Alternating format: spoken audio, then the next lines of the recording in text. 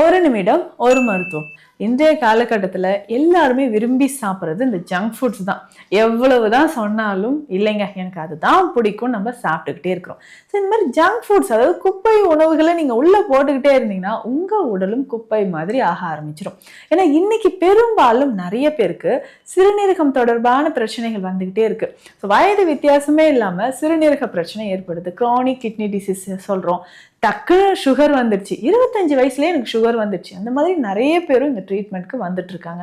So sugar ரொம்ப சின்ன வயசுலேயே வர்றதுக்கும், hypertension, so blood pressure increase ஆகிறதுக்கும், இதயம் தொடர்பான பிரச்சனைகள், முக்கியமாக ஒபிசிட்டி, உடல் பருமன் அதிகமாகிறது.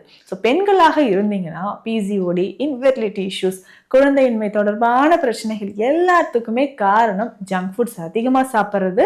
அதுவும் நேரம் கடந்து கடந்து சாப்பிட்றது. இரவு நேரத்தில் கூட அதிகமாக ஜங்க் ஃபுட் சாப்பிட்றீங்க. இந்த ஜங்க் ஃபுட்ஸில் மெயினாக என்ன இருக்கு? அதிகமான சால்ட் அண்ட் ப்ரிசர்வேட்டிவ்ஸ்.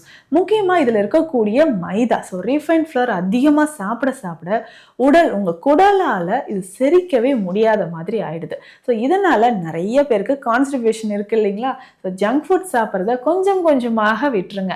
அது மட்டும் இல்லாமல் நீண்ட நேரம், அதாவது கண் விழிச்சு அதுக்கப்புறம் மிட் நைட்டில் கூட நீங்கள் ஜங்க் ஃபுட்ஸ் நிறைய சாப்பிட்டுட்டு இருந்தீங்கன்னா உடலில் கண்டிப்பாக ஒபிசிட்டி ஏற்படுறதுக்கும் மலச்சிக்கல் ஏற்படுறதுக்கும் பிரச்சனைகள் இருக்குது. ஸோ கொஞ்சம் கொஞ்சமாக இவ்வளவு பக்க விளைவுகளை தரக்கூடிய இந்த ஜங்க் ஃபுட்ஸை அவாய்ட் பண்ணிக்கோங்க.